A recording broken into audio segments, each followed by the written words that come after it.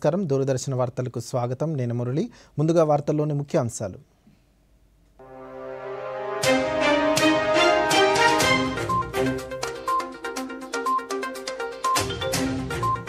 ప్రధాని మోదీ అధ్యక్షతన ఢిల్లీలో ఎన్డీఏ పాలిత రాష్ట్ర ముఖ్యమంత్రులు ఉప ముఖ్యమంత్రులతో సమావేశం.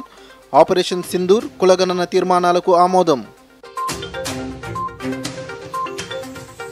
యావత్ భారత్ నేడు ఉగ్రవాదానికి వ్యతిరేకంగా ఏకభావంతో ఉందన్న ప్రధాని మోదీ. ఆంధ్రప్రదేశ్ ప్రభుత్వం యోగాంధ్ర ఉద్యమాన్ని చేపట్టిందని మన్ కీ బాత్లో ప్రధాని వెల్లడి. మన్ కీ బాత్లో యోగాంధ్రను ప్రస్తావించడంపై ప్రధానికి ముఖ్యమంత్రి చంద్రబాబు నాయుడు ధన్యవాదాలు. అన్నమయ్య ప్రాజెక్టు పునర్నిర్మాణంపై కూటమి ప్రభుత్వం దృష్టి సారించిందన్న మంత్రి నిమ్మల రామానాయుడు. ఇప్పుడు వార్తల్లోని వివరాలు చూద్దాం. ఎన్డీఏ పాలిత రాష్ట్రాల ముఖ్యమంత్రులు ఉప ముఖ్యమంత్రులతో ప్రధానమంత్రి నరేంద్ర మోదీ ఈరోజు ఢిల్లీలో సమావేశమయ్యారు. కేంద్ర మంత్రులు అమిత్ షా, రాజ్నాథ్ సింగ్, జేపీ నడ్డా సహా పలువురు కేంద్ర మంత్రులు కూడా ఈ సమావేశానికి హాజరయ్యారు. ఆపరేషన్ సింధూర్ తర్వాత తొలిసారి ఈ సమావేశాన్ని నిర్వహించడంతో దానికి సంబంధించిన వివరాలను ముఖ్యమంత్రులు ఉప ముఖ్యమంత్రులకు కేంద్ర మంత్రులు వివరించారు. తమ తమ రాష్ట్రాల్లో ఎన్డీఏ కూటమి ప్రభుత్వాలు చేపట్టిన అభివృద్ధి కార్యక్రమాలను ఆయా రాష్ట్రాల ముఖ్యమంత్రులు ఉప ముఖ్యమంత్రులు వివరించారు. పహల్గామ్ ఉగ్రదాడి మృతులకు నివాళులర్పించారు.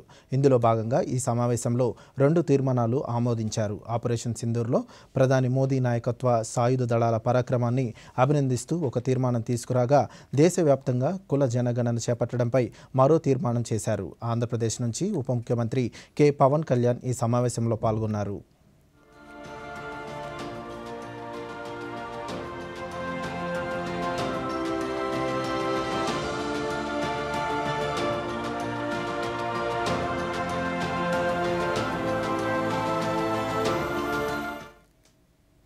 వికసిత్ భారత్ లక్ష్యాలు మరింత వేగవంతం అయ్యేలా కార్యాచరణ రూపొందించడమే లక్ష్యంగా ఈరోజు ఎన్డీఏ పాలిత రాష్ట్రాల ముఖ్యమంత్రులు ఉప ముఖ్యమంత్రులతో ప్రధానమంత్రి నరేంద్ర మోదీ సమావేశం జరిగిందని కేంద్ర ఆరోగ్య శాఖ మంత్రి జేపీ నడ్డా పేర్కొన్నారు.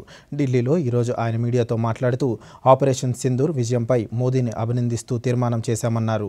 ఆత్మనిర్భర్ భారత్ నిర్మాణానికి అందరూ కలిసి రావాలని ప్రధాని పిలుపునిచ్చారన్నారు. దేశవ్యాప్తంగా కుల జనగణన చేపట్టడంపై చర్చలు జరిగాయని తెలిపారు. मिनिस्टर्स ये उपस्थित रहे। इस कॉन्क्लेव में 2 प्रस्ताव पारित हुए। एक प्रस्ताव तो ऑपरेशन सिंदूर, जिसमें जो प्रधानमंत्री मोदी जी के नेतृत्व में ऑपरेशन सिंदूर हुआ और जो हमारे फौज के हमारे आर्मी के जवान्स ने जो देश की सेवा की है, उसकी भूरी भूरी प्रशंसा की गई और जो हमारी आर्मी है जिसने अपना पराक्रम दिखाया है, उसकी भूरी भूरी प्रशंसा हुई है। तो ये प्रस्ताव सर्वसम्मति से पारित हुआ।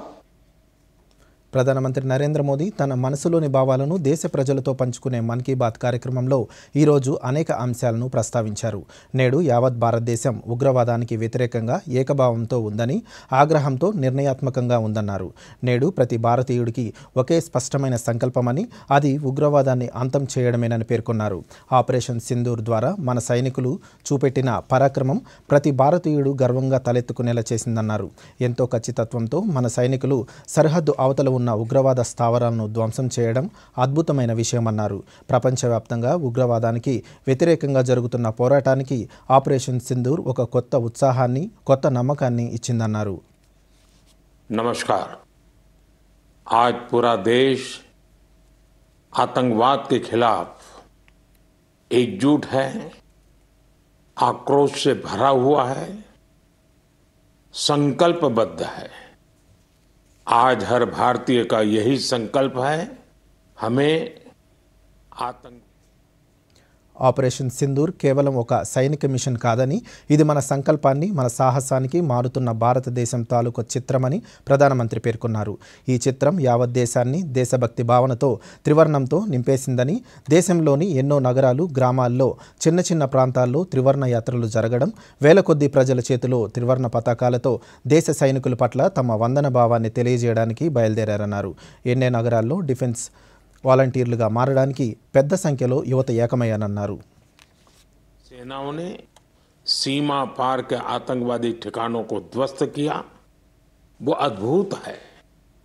ऑपरेशन सिंदूर ने दुनिया भर में आतंक के खिलाफ लड़ाई को नया विश्वास और उत्साह दिया है। साथियों, ऑपरेशन सिंदूर सिर्फ एक सैन्य मिशन नहीं है, ये हमारे संकल्प, साहस और बदलते भारत की तस्वीर है।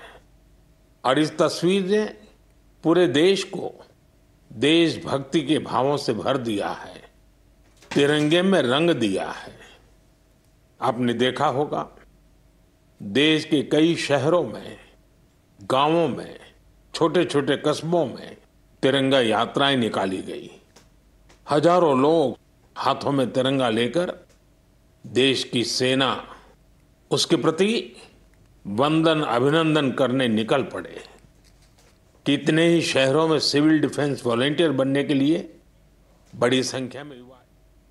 యోగా దినోత్సవం సందర్భంగా ప్రపంచవ్యాప్తంగా ప్రజల్లో ఉత్సాహం, ఉల్లాసం కనిపిస్తోందని ప్రధాని పేర్కొన్నారు.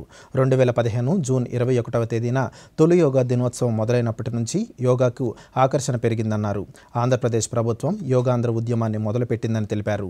దీని ఉద్దేశం యావత్ ఆంధ్రాలో యోగా సంస్కృతిని అభివృద్ధి పరచడమని, ఈ ఉద్యమం ద్వారా యోగా చేసే 10 లక్షల మంది ప్రజలను ఒక సమూహంగా చేస్తానన్నారు. ఈసారి తనకు విశాఖపట్నంలో యోగా దినోత్సవ కార్యక్రమంలో పాల్గొనే అవకాశం లభిస్తుందని తెలిపారు.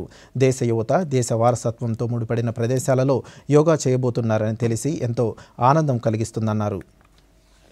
इसका उद्देश्य पूरे राज्य में योग संस्कृति को विकसित करना है। इस अभियान के तहत योग करने वाले 10 लाख लोगों का एक पूल बनाया जा रहा है। मुझे इस वर्ष विशाखापत्तनम में योग दिवस कार्यक्रम में शामिल होने का अवसर मिलेगा। मुझे जानकर अच्छा लगा, इस बार भी हमारे युवा साथी देश की विरासत से जुड़ी आइकॉनिक प्लेसेस पर योग करने वाले हैं। कई युवाओं ने नए रिकॉर्ड बनाने और योग चेन का हिस्सा बनने का संकल्प लिया है। हमारे कॉरपोरेट्स भी इसमें पीछे नहीं है। कुछ संस्थानों ने ऑफिस में ही योग अभ्यास के लिए अलग स्थान तय कर दिया है। कुछ स्टार्टअप्स ने अपने ऑफिस योग अवर्स तय कर दिए हैं। ऐसे भी लोग हैं जो गांवों में जाकर योग सिखाने की तैयारी कर रहे हैं।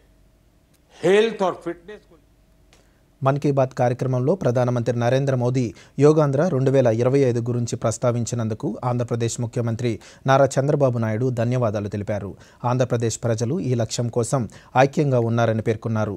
జూన్ 21 వరకు 100 పర్యాటక ప్రదేశాలతో సహా రాష్ట్ర వ్యాప్తంగా నెల రోజుల పాటు యోగా సెషన్లు నిర్వహిస్తున్నట్లు తెలిపారు. యోగాను జీవితంలో అంతర్భాగం చేసుకోవాలని లక్ష్యంగా పెట్టుకున్నామన్నారు. అంతర్జాతీయ యోగా దినోత్సవాన్ని ఘనంగా నిర్వహించేందుకు జూన్ 21న విశాఖలో నరేంద్ర మోదీకి స్వాగతం పలికేందుకు ఎదురు చూస్తున్నామని చంద్రబాబు నాయుడు సామాజిక మాధ్యమంలో పోస్ట్ చేశారు.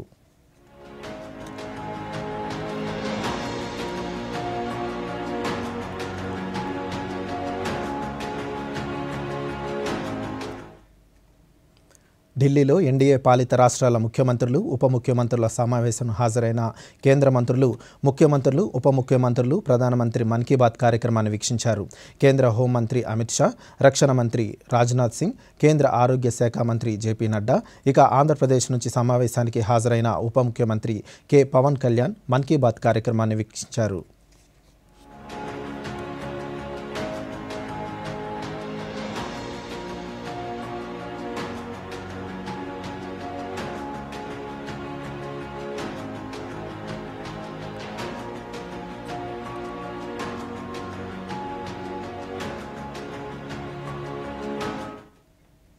ప్రపంచంలో భారత్ 4వ అతిపెద్ద ఆర్థిక వ్యవస్థగా అవతరించినట్లు నీతి ఆయోగ్ ప్రకటించడంపై ఆంధ్రప్రదేశ్ ఉప ముఖ్యమంత్రి పవన్ కళ్యాణ్ హర్షం వ్యక్తం చేశారు. ఈ చారిత్రక విజయం ప్రధాని నరేంద్ర మోదీ దార్శనిక నాయకత్వానికి, ఎన్డీఏ ప్రభుత్వ ప్రగతిశీల పాలనకు నిదర్శనమని కొనియాడారు. గత దశాబ్ద కాలంగా ఎన్డీఏ సుపరిపాలనతో భారత్ అనేక రంగాల్లో వృద్ధి సాధించిందని, ఇది కేవలం ఆర్థిక విజయం మాత్రమే కాదని, ప్రపంచంలో నవభారత్కు పెరుగుతున్న ప్రాముఖ్యతను ప్రతిబింబిస్తుందని పేర్కొన్నారు. 3వ అతిపెద్ద ఆర్థిక వ్యవస్థగా ఎదిగేందుకు వికసిత్ భారత్ 2047 వైపు నడిచేందుకు ఇది ఒక ముఖ్యమైన అడుగని పవన్ కళ్యాణ్ సామాజిక మాధ్యమంలో పేర్కొన్నారు.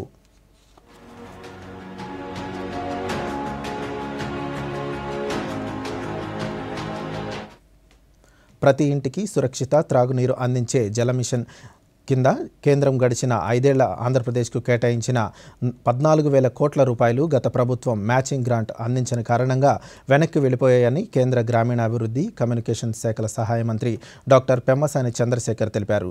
గుంటూరు జిల్లా తాడికొండ నియోజకవర్గంలోని రావెల గ్రామంలో బీసీ కమ్యూనిటీ హాల్ నిర్మాణానికి మంత్రి భూమి పూజ చేశారు. అనంతరం కేంద్ర మంత్రి మాట్లాడుతూ జల్ జీవన్ మిషన్ నిధులను తిరిగి రాష్ట్రానికి తీసుకువచ్చేందుకు కూటమి ప్రభుత్వం కృషి చేస్తుందన్నారు. డిజైన్ చూస్తే అద్భుతమైన డిజైన్ చేసాం. చూడండి మీరు కూడా పెద్ద పెద్ద పట్టణాల్లో ఉండే విధంగా మంచి ఆర్కిటెక్చర్ ఉంది. బీసీలు, ఎస్సీలు, ఎస్టీలు, మైనారిటీలు పిల్లలతో పెరిగేటప్పుడు వాళ్ళు చేసుకునే ఫంక్షన్స్ కానీ, గ్రామాల్లో ఉండే సమస్యలు చర్చించడానికి కానీ ఇవన్నిటికీ కూడా ఒక మంచి ప్లేస్ ఉండాలి. మన సెంట్రల్ గవర్నమెంట్ మోదీ గారు జల్ జీవన్ మిషన్ అని చెప్పి ఆంధ్ర రాష్ట్రానికి 14,000 కోట్ల రూపాయలు ఇచ్చారు. గత 5 సంవత్సరాల్లో 14,000 కోట్లు ఇస్తే స్టేట్ గవర్నమెంట్ అన్నమయ్య ప్రాజెక్టు పునర్నిర్మాణంపై కూటమి ప్రభుత్వం దృష్టి సారించిందని రాష్ట్ర జలవనరుల శాఖ మంత్రి నిమ్మల రామానాయుడు తెలిపారు. అన్నమయ్య జిల్లా రాజంపేట నియోజకవర్గం మండల గ్రామ బూత్ లెవెల్ కమిటీలు నాయకులతో మంత్రి సమావేశమయ్యారు. అనంతరం మంత్రి మీడియాతో మాట్లాడుతూ అన్నమయ్య ప్రాజెక్టు రైతులకు కూటమి ప్రభుత్వం అండగా ఉంటుందన్నారు.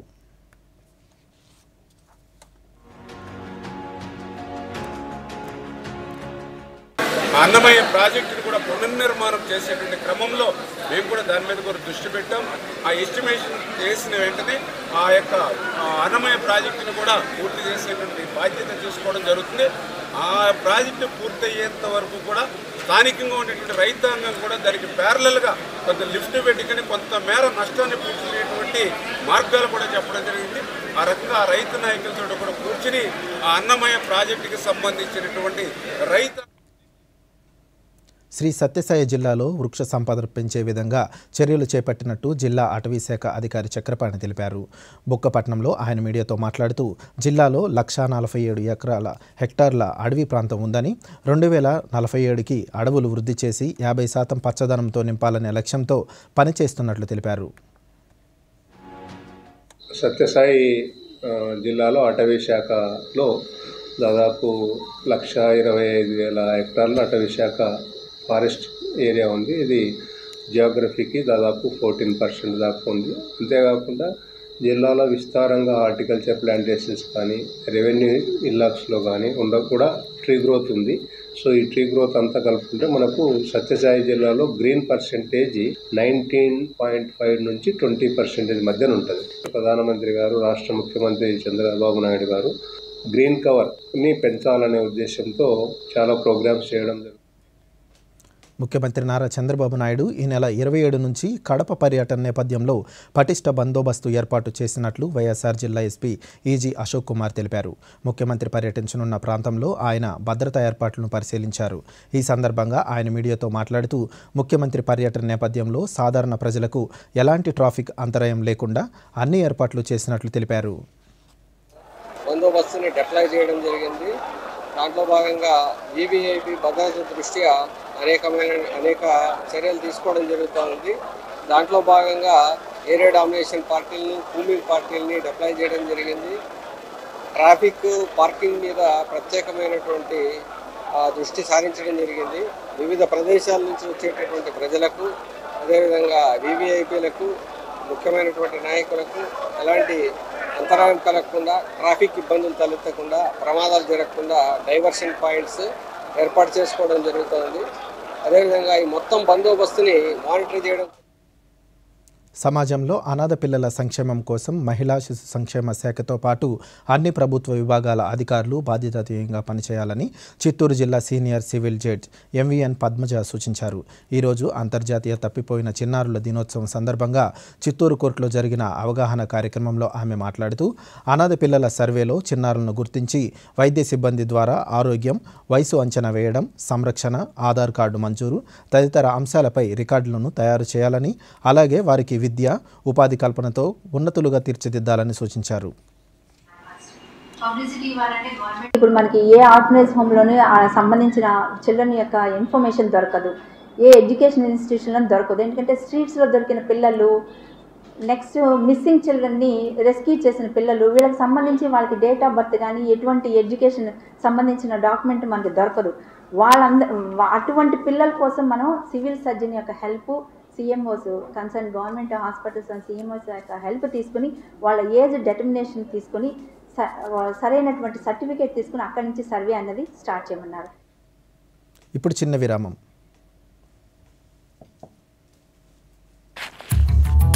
ముద్దు, కొత్త కర్గల చికెన్ అవకాశమా? వావ్, నాన్నకి సర్ప్రైజ్ ఇస్తాను. కొన్ని డీటెయిల్స్ కదా నింపాల్సింది. ఆగు ముద్దు. ఏంటి? ఇలాంటి పాపప్స్ పట్ల అప్రమత్తంగా ఉండాలి. స్కామర్స్ పర్సనల్ డీటెయిల్స్ తో మోసం చేయవచ్చు. ఓ, నీకు అర్థమైంది కదా? రిలాక్స్. కానీ కార్గిల చికెన్ ఉంటే నాన్న హోంవర్క్ చేయమని వారు కాదు. ఆర్బీఐ అంటుంది స్మార్ట్ అవ్వండి, కూల్ గా ఉండండి.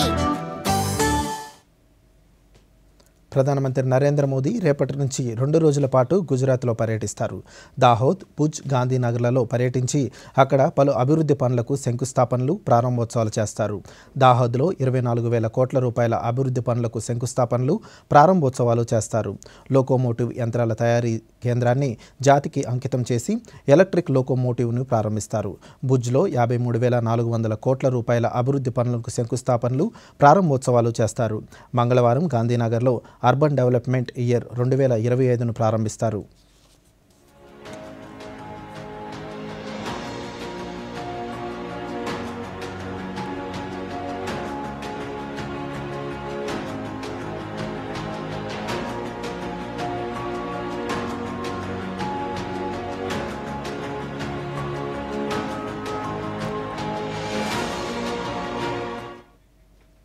దూరదృష్టితో గత 11 సంవత్సరాలుగా ఎన్డీఏ ప్రభుత్వం తీసుకున్న చర్యల ఫలితంగా భారతదేశ ఆర్థిక వ్యవస్థ 4వ స్థానానికి చేరుకుందని కేంద్ర శాస్త్ర సాంకేతిక శాఖ మంత్రి జితేంద్ర సింగ్ అన్నారు.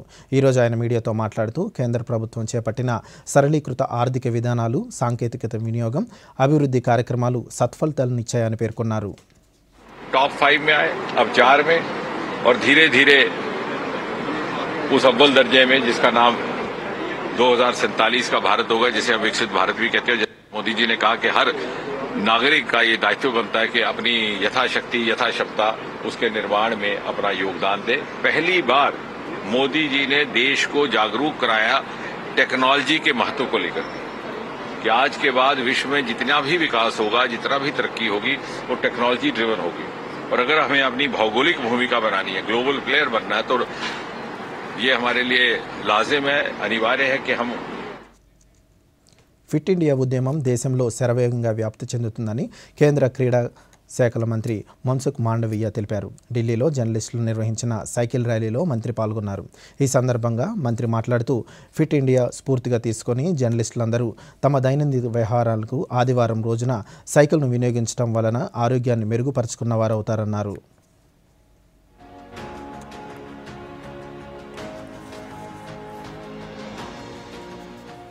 संडे ऑन साइकिल ये देश के नागरिक फिट रहे उसके लिए बहुत आवश्यक है।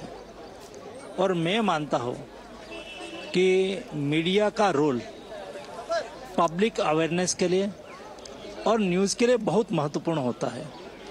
पोस्ट कोविड हमने देखा देश के नागरिक हेल्थ कॉन्शियस हुए हैं और ये जागृति को बरकरार रहे, लोग अपने सेहत के लिए जागरूक बने।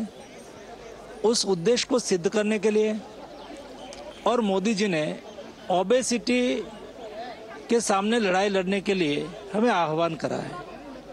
उसमें संडे ऑन साइकिल एक मुहिम बन गई। मोदी जी ने फिट इंडिया का नारा दिया। स्वस्थ रहने के लिए बार बार मन की बात में भी बात कही। उससे आई हुई जागृति का एक परिणाम है, अवेयरनेस का एक परिणाम है। मेरे फिट इंडिया के साथ ही नया भारत के न्यू इंडिया के పాకిస్తాన్ ఉగ్రవాదాన్ని ప్రోత్సహిస్తున్న తీరు, ఉగ్రవాద నిర్మూలనకు భారత్ చేపట్టిన ఆపరేషన్ సింధూర్ లక్ష్యాలను ప్రపంచ దేశాలకు వివరించేందుకు అఖిలపక్ష బృందాలు విదేశాల్లో పర్యటిస్తున్న విషయం తెలిసిందే. ఈ క్రమంలో జేడీయూ ఎంపీ సంజయ్ జూ నేతృత్వంలో అఖిలపక్ష భారత ప్రతినిధి బృందం దక్షిణ కొరియాలోని సియోల్లో భారత రాయబారితో సమావేశమైంది. ఈ సందర్భంగా పాకిస్తాన్ సంబంధిత ఆందోళనపై ప్రధానంగా దృష్టి సారించి కీలకమైన ప్రాంతీయ, భౌగోళిక రాజకీయాల అంశాలపై చర్చించింది. దక్షిణ కొరియాతో ద్వైపాక్షిక సంబంధాలను బలోపేతం చేయడంపై భారతదేశ వైఖరిని స్పష్టం చేసింది.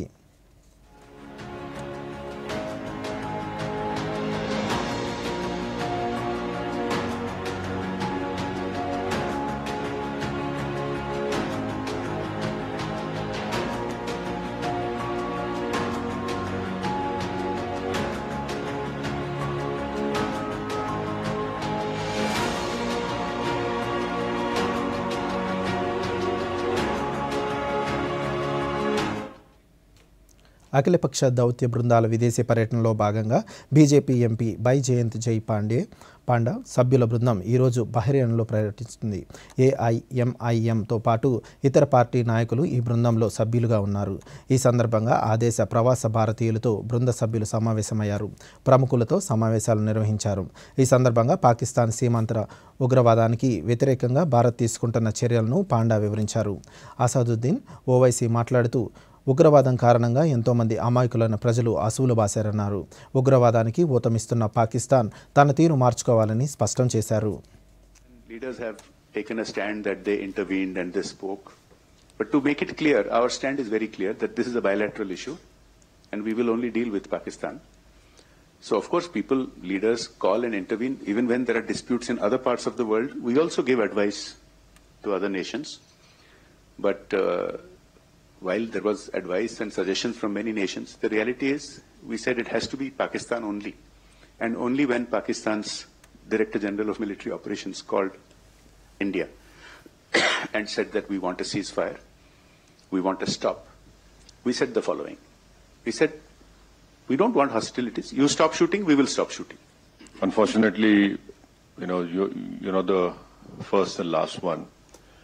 And because of that concern, our government has sent us over here and various delegations comprising of all party members of parliament to different parts of the world, so that the world knows the threat which India has been facing from last so many years. And unfortunately, we have lost huge amount of human lives. Innocent people have been killed. And the fact of the matter is that this problem emanates from Pakistan only. Congress MP Shashi Tharoor నేతృత్వంలోని భారత parliament సభ్యుల అఖిలపక్ష ప్రతినిధి బృందం ఈరోజు New York చేరుకుంది. September 11, 2001 ఉగ్రదాడి స్మారక చిహ్నాన్ని సందర్శించి ఉగ్రవాద దాడుల బాధితులకు నివాళులర్పించింది. ఈ సందర్భంగా న్యూయార్క్లోని భారత కన్సులేట్లో జరిగిన సమావేశంలో శశిధర్ మాట్లాడుతూ భారత్ చాలా ఖచ్చితమైన ప్రణాళికబద్ధమైన ఆపరేషన్ సింధూర్ నిర్వహించిందన్నారు. ఉగ్రవాదానికి వ్యతిరేకంగా ప్రపంచం ఐక్యంగా ఉండాలన్నారు. ఉగ్రవాద బాధిత దేశంగా అమెరికా, భారత్ ఉగ్రవాదానికి వ్యతిరేకంగా తీసుకుంటున్న చర్యలకు మద్దతు పలకాలన్నారు. We have tried everything, international dossiers, complaints to sanctions committee, diplomacy, even this joint investigation attempt, everything has been tried. Pakistan has remained in denial. There has been absolutely no conviction, no serious criminal prosecution, no attempt to dismantle the terror infrastructure in that country and the persistence of safe havens. So from our point of view, this is it. You do this, you're going to get this back. And we have demonstrated with this operation that we can do it with a degree of precision and with a degree of restraint that the world, we hope, will understand. We have a right to self-defense. We've exercised that right. We have not done so irresponsibly. ప్రధాని నరేంద్ర మోదీ ఈరోజు నిర్వహించిన మన్ కీ బాత్ కార్యక్రమానికి రాష్ట్ర వ్యాప్తంగా విశేష స్పందన లభించింది. ఆ వివరాలేంటో ఇప్పుడు చూద్దాం. శ్రీకాళహస్తిలోని బీజేపీ పార్టీ కార్యాలయంలో ప్రజలు, పార్టీ శ్రేణులు మన్ కీ బాత్ 122వ సంచికను ఆసక్తిగా వీక్షించారు. ఆపరేషన్ సింధూర్ తర్వాత నరేంద్ర మోదీ ఈరోజు తొలిసారిగా మన్ కీ బాత్ సందేశంలో ఉగ్రవాదానికి వ్యతిరేకంగా భారత్ రాజీ లేని పోరాటం చేస్తుందని ప్రకటించడం పట్ల హర్షం వ్యక్తం చేశారు. తిరంగ యాత్రల ద్వారా దేశభక్తి, ఐక్యతాభావం, దృఢ సంకల్పాన్ని ప్రజలు విస్పష్టంగా ప్రకటించారని ప్రధాని ప్రసంగించడం తమలోని దేశభక్తిని మరింత జాగృతం చేసిందన్నారు. ప్రధానమంత్రి దేశ ప్రజలను ఉద్దేశించి తన మనసులోని భావాలను పంచుకునే మన్ కీ బాత్ కార్యక్రమాన్ని ఒంగోలులోని విద్యార్థులు ఎంతో ఆసక్తిగా తిలకించారు.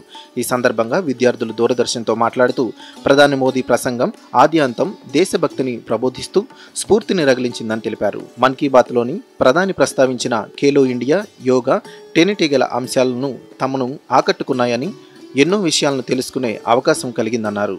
ఈ రోజు జరిగిన ప్రధానమంత్రి మన్ కీ బాత్ 122వ సంచిక కార్యక్రమాన్ని అనంతపురం వాసులు ఎంతో ఆసక్తిగా వీక్షించారు.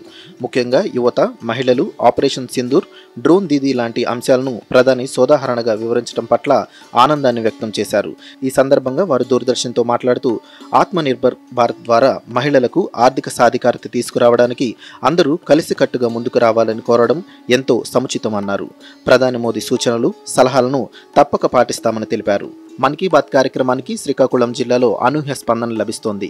జిల్లా వ్యాప్తంగా ఇచ్చాపురం, సోంపేట, టెక్కిలి, నరసన్నపేట, రణస్థలం, ఆమదాల వలస తదితర ప్రాంతాల్లో ఏర్పాటు చేసిన ప్రత్యేక స్క్రీన్లపై ప్రసారమైన మన్ కీ బాత్ కార్యక్రమాన్ని ప్రజలు ఆసక్తిగా తిలకించారు.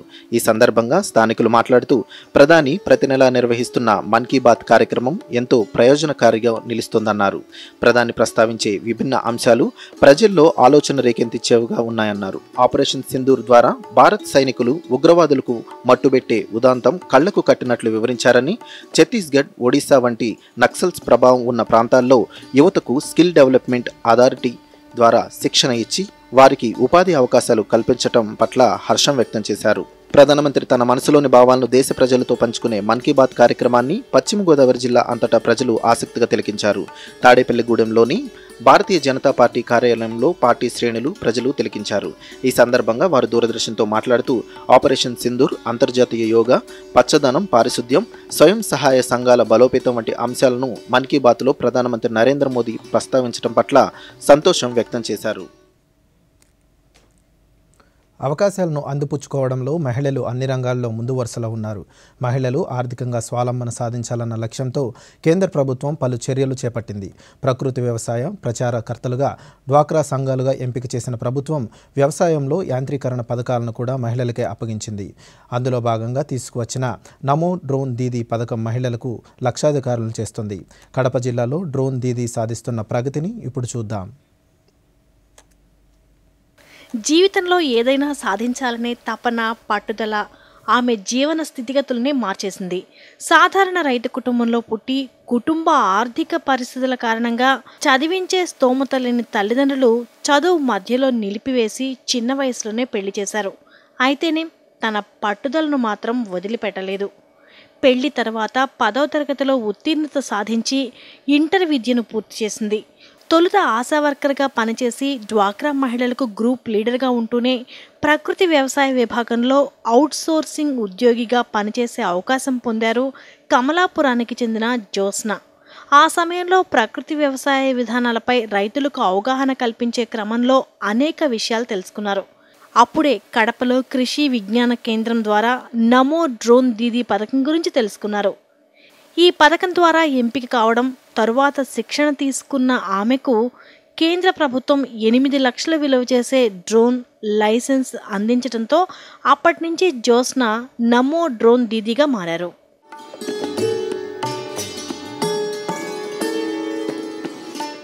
మేము ఎక్కడ ₹1 కట్టలేదు. ఎవరు మమ్మల్ని మీరు ఈ విధంగా పెట్టుకుంటే ఈ విధంగా లాభం ఉంటుందని ఇబ్బంది పెట్టలేదు. కాబట్టి 100% రాయితీతో కేవలం ఒక నిఖితా ఎస్హెచ్జి గ్రూప్ ఐడి మీద నాకు ట్రైనింగ్ ఇచ్చి ఈ డ్రోన్ను ఉచితంగా ఇవ్వడం జరిగింది. ఇది మన దేశవ్యాప్తంగా చూసుకుంటే ఫస్ట్ విడతలో నేను కూడా సెలెక్ట్ అయ్యి నా డ్రోన్ తీసుకోవడం జరిగింది. ఇందులో నేను ఫస్ట్ ఉండడం వల్లే నాకు ఈ అవకాశం రావడం జరిగింది.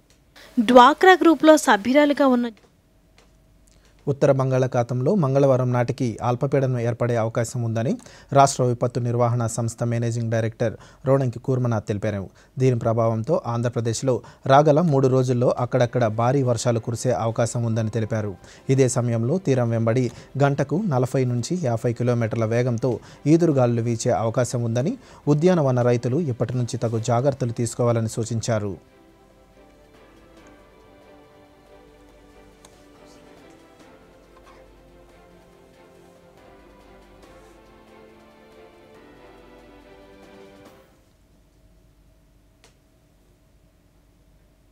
ఈ వార్తలు ఇంతటితో సమాప్తం. నమస్కారం.